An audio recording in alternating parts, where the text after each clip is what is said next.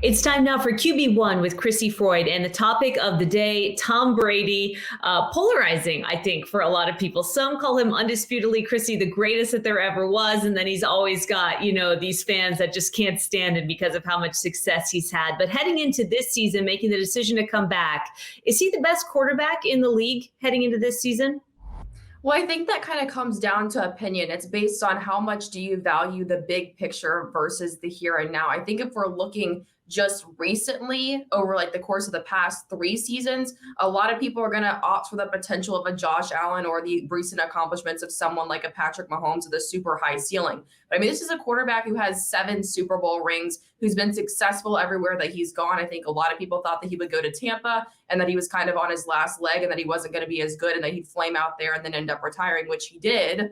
But he did come back. And so I think that I think that he's one of the greatest of all time. And I think that he's certainly still top 3 in the league. And if we're looking at big picture, he's certainly the best.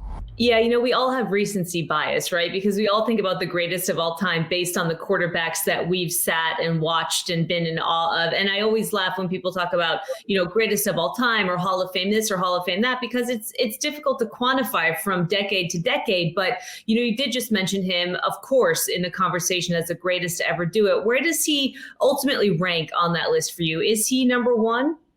I think he's got to be 1 or 2. I go back and forth between him and Joe Montana just because he kind of set the gold standard for what a quarterback is supposed to be, and that's kind of reigned true. And I don't think that anyone's really come through and topped Joe Montana. So I think if we're looking at just the whole history of football, that I would still put Joe Montana a hair above Tom Brady. But I think just over the past 20 years or so, it's got to definitely be Tom Brady. I mean, no one's accomplished the type of things that he has and then just gone to another team late on in the career and then gone and won a Super Bowl and done it that well. When you look at brass tacks, right, heading into this upcoming season for Tampa fans, I mean, what should they expect from him in this offense this upcoming season? Yeah, so he doesn't have his full allotment of receivers, which is obviously not a great thing. The coaching's a little bit different without Bruce Arians there. And so we think about that, but then I go back to my previous point. How much of a difference did a change in supporting cast, scenery, and the coaching staff truly change anything for Tom Brady whenever he went from New England to Tampa Bay? He won a Super Bowl. I don't think it changed much of anything. And so he's said before that recently that he thinks that this could actually be the best season that he's been with the Buccaneers. They've got a challenging schedule. I know there's some questions about the supporting cast, but I don't think that Tom Brady is a supporting cast person. I mean, when you have a quarterback like that, it almost doesn't matter. The quarterback can't do everything, but I think someone that special can shoulder the majority of the load. And so he's coming off of a season in which he led the NFL in pass attempts, passing yards, and touchdown passes. So, I mean, there's some key starters that he loses. The Buccaneers lose some key starters on both sides of the ball, but I think that they've reloaded and have a good rookie class and that this could still be a really good season for them. And I think that Tom Brady came back for a reason.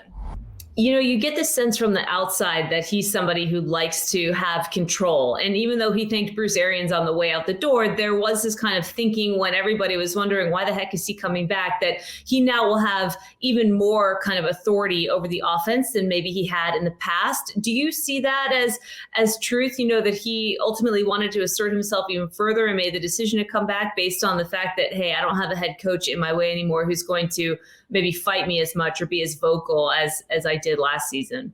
Yeah, I think he's certainly the head guy heading into the season, but I think the reasoning behind it is simple. I think that, as he said before, he's simply just not done playing football. I think that he thought he was for a second and then got out of it and realized that he wasn't. And then on top of that, I think that he wants to add another Super Bowl ring. And I think that he thinks that this is a team that has the potential to do so. And then going through another transition, he can do what he's basically always done.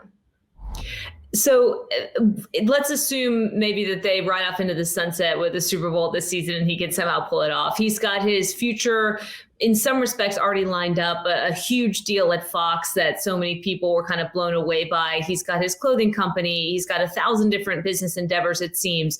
What do you forecast for what his future in football will ultimately hold as an active player? Is this it? Do you see a couple more seasons? I think I see 1 to 2 seasons, and a lot of that's going to depend on how this one goes. But I think, like I said earlier, that he's got a little bit of gas left in the tank. I think that he's not ready to fully shift his focus elsewhere. But I mean, I don't think it's going to be another like 5 years or something crazy like that. But I think that he wants to come back, wants to add another Super Bowl, and then go off and do all those other ventures, which certainly are going to hold some positive things for him.